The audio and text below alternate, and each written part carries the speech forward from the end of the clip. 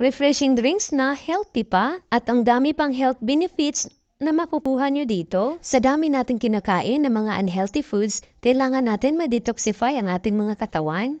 Tara, umpisahan na natin. Kailangan lang natin dito ay 2 cups ng cucumber, o pipino, at lagyan din natin ng lemon.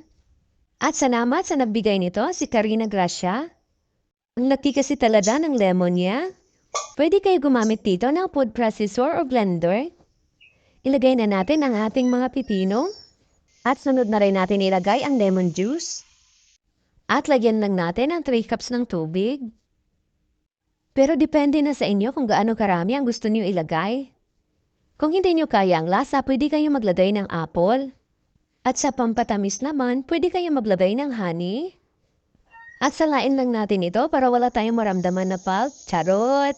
Pero depende na sa inyo ha. Pwede naman hindi nyo na lang ito salain. Gusto ko kasi na walang mga pulp na maramdaman dito sa bibig ko. At tanggalin lang natin ang mga bubbles. Ang dami kasing bubbles. Ayan, at ilipat lang natin dito sa ating lalagyan.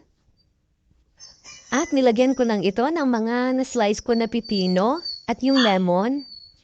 At dito sa baso, naglagay lang ako ng konting honey, pampatamis lang. Napaka-refreshing talaga nito, lalo na pag sobrang lamig. Nilagyan ko pala ito ng yellow. Maraming salamat, hanggang sa susunod po.